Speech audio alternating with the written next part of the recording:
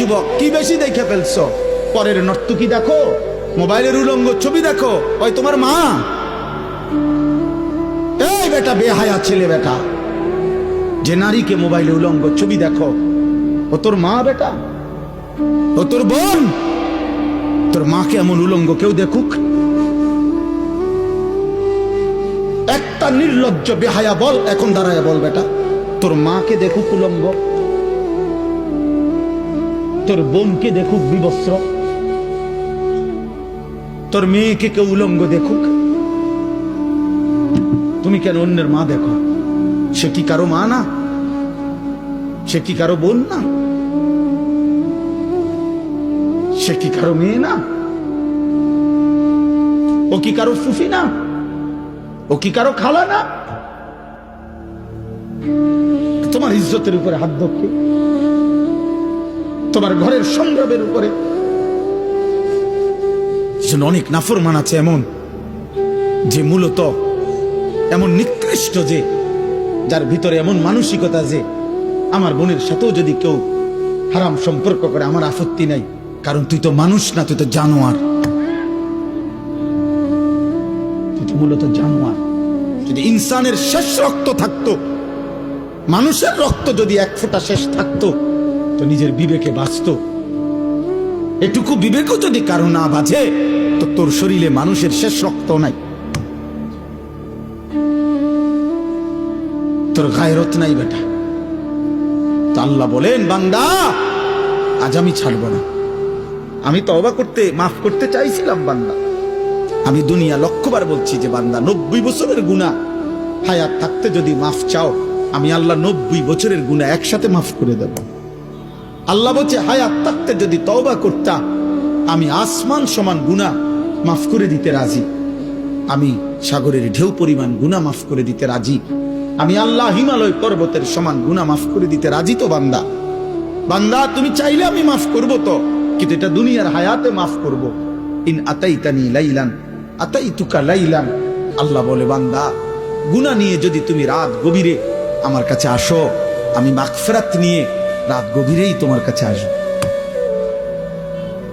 In আতাইতানি নাহারান আতাইতুকা নাহারা। তুমি যদি দিনে আসো, আমি দিনেই আসবো। তুমি বান্দা আসবা গুনাহ নিয়া, আমি রব আসবো রহমত মাগফিরাত নিয়া। তুমি আসবা এক বিগত, আমি আল্লাহ আসবো এক হাত। তুমি আসবা এক হাত, আমি আসবো 2 হাত। তুমি আসবে হাঁটতে হাঁটতে, আমি রব মাগফিরাত নিয়ে আসবো দৌড়তে দৌড়তে। আজ দেব মাফ, ওয়ালাকিন হাক্কাল কওলু মিন্নি। কিন্তু বান্দা, আজ আখিরাত হাসরের মাঠ। আজ আমি রহমান না, আজ আমি রহিম না, আজ আমি জব্বার, আজ আমি কাহ্হার। হাসরের মাঠে আমি আজিজ, আমি যুনতিকাম। আজকে আমি প্রবল প্রতাপান্বিত, প্রচন্ড রাগান্বিত। আজকে আমি যুনতিকাম, প্রতিশোধ গ্রহণকারী। আজকে আমি শাদীদুল ইকাব, কঠিন শাস্তিদাতা। আজকে আমি সারিউল হিসাব, বড় দ্রুত হিসাব গ্রহণকারী। ফায়াউমা ইদিল্লা ইউআযিবু আযাবাহু আহাদ। আল্লাহ বলে, বান্দা হাসরের ময়দানে বান্দা, তোরে আমি এমন শাস্তি দেব রে বান্দা, কায়নাতের সবাই মিলেও কেউ তোকে এমন শাস্তি ইতিপূর্বে দেয় নাই। আমার রহমত যেমন দেখছিলাম অনেক দিন, আজ আমার শাস্তি দেখবা তুমি। মায়া করছিলাম তো আমি 60 বছর। কত রাত গেল, একটা সেজদা দাও নাই, আমি এক বেলার ঘুম বন্ধ করি নাই। 365 দিনে খোদার একটি বছরে কোনদিন ফজরের নামাজ পড়ো নাই না ফরমান। তারপরও যখনই ঘুম থেকে উঠতে চেয়েছ, আমি আল্লাহ 2 চোখের আমি খুলে দিয়েছি, তোমার ঘুম ভাঙ্গায় দিছি। আমি তো নারাজ হই নাই, আমি তো নারাজ হই নাই। আল্লাহু ইয়াতাওয়াফাল আনফুসা হিনা মাউতিহা ওয়াল্লাতী লাম তামুত ফি মানামিহা। মৃত্যুর সময় আল্লাহ বলেন, যেভাবে রূহ শরীর থেকে আলাদা হয়, প্রত্যেকবারের ঘুমের সময়ও খোদার কসম আল্লাহ কোরআনে বলে, প্রতিবার ঘুমে মানুষের রূহ আমি আল্লাহ দেহ থেকে আলাদা করে ফেলি।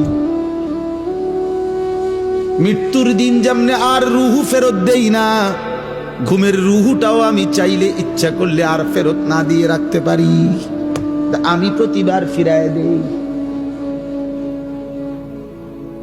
ওয়ায়ুরসিলুল উখরা ইলা আজালিন মুসাম্মা, এভাবে একটা নির্দিষ্ট সময় পর্যন্ত আমি প্রত্যেকবারে রুহুটা ফেরত দেই। কিন্তু একদিন এমন নেওয়া নেব রে বান্দা, আর কোনোদিন আমি ফেরত দেব না। আর না চলো ভাই। আসলে নিয়ম মাফিক বক্তা ওয়াইজ তেমনি সুন্দর করে গুছিয়ে গেছে, আমি পারি না, আমি এই দকের বক্তা নাই, এই জন্য আউলা জাউলা বললাম। বাকি আমি আমার আবেগ যে কথাটা বুঝাইতে চাই, আলহামদুলিল্লাহ কি পরিমাণ নওজোয়ান মুসলমানের সন্তান, প্রিয় ভাই বাবা দৌড়ায় আসছেন, মাশাআল্লাহ।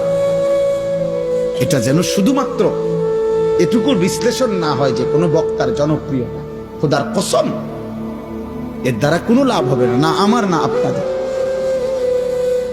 না আমার না আপনাদের। যুবক ভাই আমি হাত জোর করে বলি, দোস্ত আমার, আমি এটুকু অনুরোধ করলাম, আব্বা তুমি কিংবা আমি সবাই ভাবলাম যে বক্তার এখন অনেক জনপ্রিয়তা, অনেক মানুষ হয়, অনেক মানুষ ওয়াজ হনে ইতান দিয়ে কিছু হইতো না, না আমার না আপনার। বরং আমরা প্রত্যেকেই আমাদের জীবনের মধ্যে যেন ভারসাম্যতা আনি, আমাদের জীবনের একটা ভারসাম্য দরকার, ব্যালেন্স দরকার।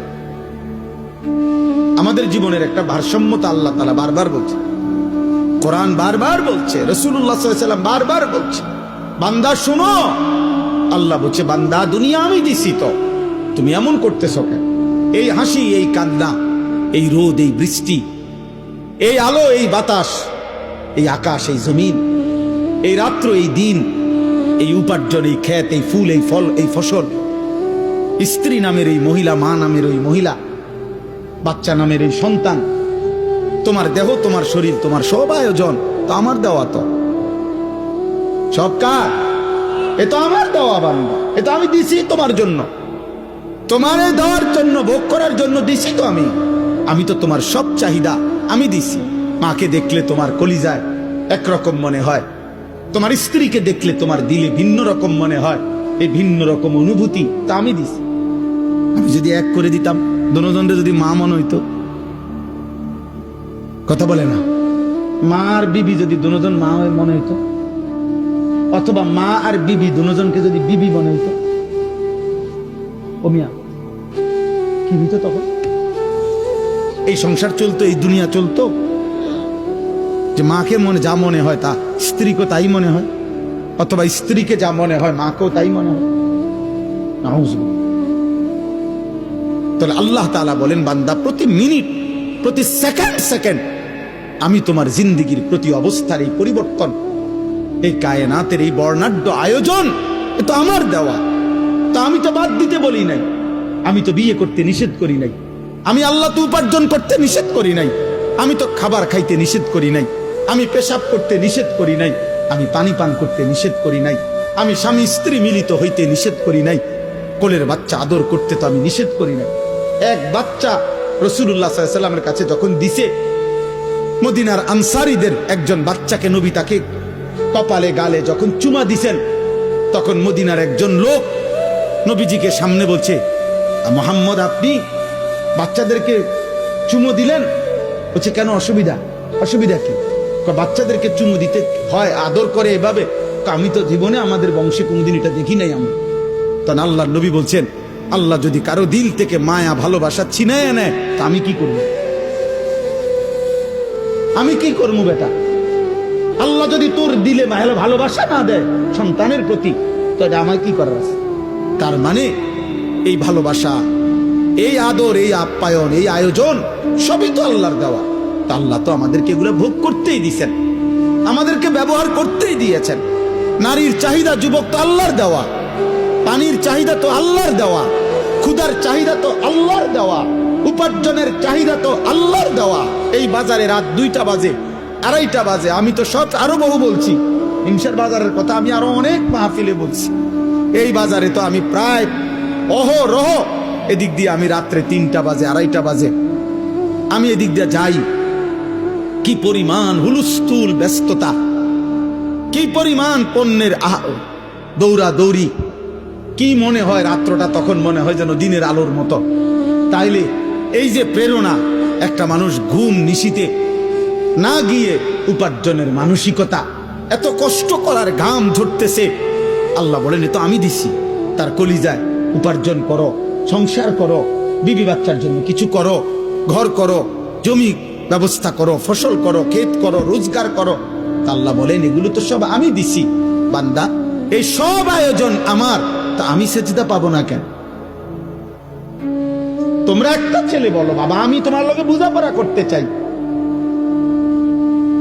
আমি তোমার সাথে ইনসাফের কথা, তোমার যদি ইনসাফ থাকে, বিবেক থাকে, তুমি যদি মরে না যাও, তুমি যদি মানুষের বাচ্চা হও, এই বেনামাজি তুমি যদি মানুষের বাচ্চা হও, তো মানুষের ঘরে যদি জন্ম নিয়ে থাকো, তো তুই বেটা বল বেটা তুই কেন সেজদা দিবি না? এই নাফরমান বল বেটা আল্লাহর গোলামি কেন করবি না নাফরমান? বলেন। আল্লাহ তো কোনো জানোয়ারকে বলে না এটা যে আমার সেজদা দাও, আল্লাহ তো ইনসানকে বলছে। যদি বলি জানোয়ারকে বললেন না কেন? আল্লাহ বলবে জানোয়ারকে সেই যোগ্যতাই দেই না। কুকুরকে যদি, গরুকে যদি বলা হয় তাকবীরে তাহরিমা বাঁধো, সোজা হইব কেমনে? কিন্তু আমাদেরকে যোগ্যতা দিয়েছেন কিনা? আমাদের শরীরের মধ্যে আল্লাহকে সেজদা দেওয়ার যোগ্যতা আছে, রুকু করার যোগ্যতা আছে আমাদের, নিয়ত বাঁধার যোগ্যতা আছে আমাদের, আল্লাহর সামনে দাঁড়াইবার যোগ্যতা আমাদের দেহে আছে, আমরা দেব না কেন? বলেন বলেন ভাই বলেন, নওজোয়ান বাবা বলো। দুনিয়ার সব আয়োজন তো আমাদের আল্লাহর দেওয়া, আল্লাহকে ভুললাম কেন? এই জন্য আজকে সূরা ফাতিহার এই 4টা আয়াত আমি শুধু লম্বা তাফসীর করানো, আমি বললাম না আমি তেমন আহামরি তেমন সুন্দর করে কইতে পারি না, কিন্তু আমি শুধু এতটুকু কথা বলতে চাই। আল্লাহ তাআলা বলছে বান্দা তুমি শুধু ভারসাম্য আনো, মানে ব্যালেন্স করো। ব্যালেন্স মানে তুমি শুধু একটা জিনিস বোঝো, এই সৃষ্টির সব আয়োজন আমার, আমি দিয়ে যাচ্ছি। কথাটা শেষ বুঝেন, আমি দিয়েও যাব। তুমি ডাকো বা না ডাকো, সেজদা দাও বা নাফরমানি করো, ঈমান আনো বা কুফরি করো, আমি দুনিয়া দেব বান্দা। তবে শুধু একটা কথা মনে রাখো, আমি কিন্তু আজ দুনিয়ায় যা দিচ্ছি আগামী দিন আখিরাতে তা হিসাব নেই। কথা একটু আমার হাসি আমার কান্না, ওই যে ওই দেখেন অপদার্থ কি করে, কোন মানে ব্রেন কাজ করে না, অগণিত ছেলের সেন্স কাজ করে। কোন শব্দ, পাথরের আঘাত দিল, মানে পাথর দিয়েও যদি তার বুকে ধাক্কা দেন তার বুক নড়বে না। অসংখ্য যুবকের হালাত, কোন শব্দ সে একবার তার মনেও আসে না যে, মনে করেন এ দিনকে দিন রাতকে রাত নারী দেখে, উলঙ্গ ছবি দেখে, নামাজ নাই, এর একটাবার বুঝেও না যে এর দ্বারা মানুষে আমার আব্বারে কি করবে। আমার মনে আছে আমি ছোটবেলায় কত সময় দেখছি আল্লাহর দয়ায় আমগরে মানুষে কইতো, এ হুজুরের ফুত সাবধান, উল্লাপাল্টা করো না। এটা তো নিয়ামত, এটা নিয়ামত না? মানুষে যেটা কইছে আর শর্মে তখন সরিয়ে গেছি, এ হুজুরের ফুত, হুজুরের ফুত।